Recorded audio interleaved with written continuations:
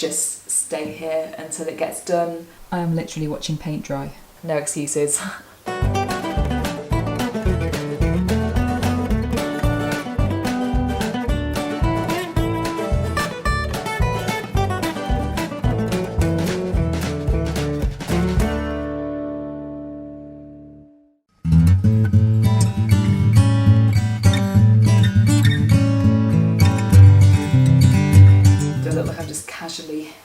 Casually leaning at the desk.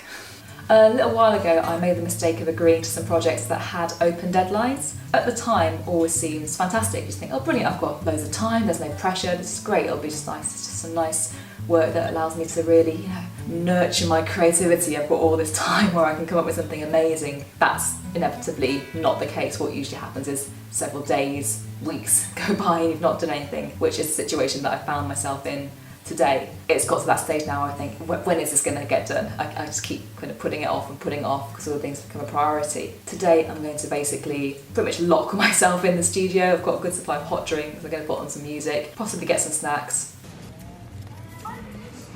I think there'll be a high chance I'm going to get some snacks and just blast through the work. So I'm going to make a list of everything that I need to do and then pretty much just stay here until it gets done, or until I physically cannot stay awake anymore. That's going to be my rather unexciting day, but hopefully a productive one.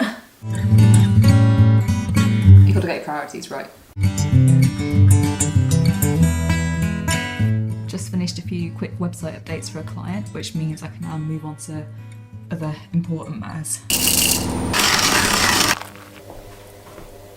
I've just had some really sweet feedback from a client. I've been doing some work on this poster this week. It's for a local vegan fair. What they've done is to give me some feedback is they've actually printed it and done like a cut collage of where the stuff should go. I wish everyone was this helpful. I thought this was really cool, so I'll do that now. I thought it was really sweet someone's gone to the effort to do that.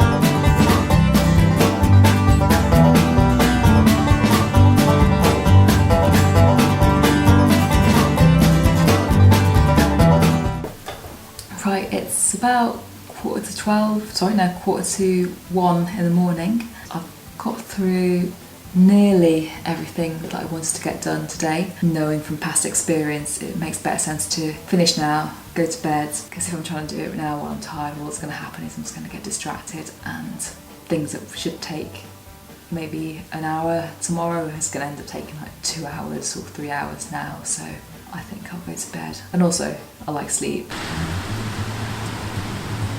It's very much studio day weather today, so that means I'm back at the desk with a hot cup of tea and I need to get on with the admin tasks that I didn't have time to do yesterday. I've also got a couple of little flyers that I need to finish today, which shouldn't take too long. They're quite simple designs, so I should just hopefully get those done within the afternoon. Then I want to spend a bit of time today doing a review of the business so far. It's important to remember that you need to view yourself and the business that you're growing as one of your most important clients, really. We get so caught up just working in it, which is fantastic because it actually means that you've got work, clients and things to be doing, but it's also really important to remember that you need to spend time on it as well, and that gives you the opportunity to reflect about things, think about where you want to be going and making sure things are being steered in the right direction that you want to go, and also that you're actually aware about what that direction is. That's something, however, that can be done later today with a nice glass of wine, so I'm going to get on with the work I have to do now and look forward to that later.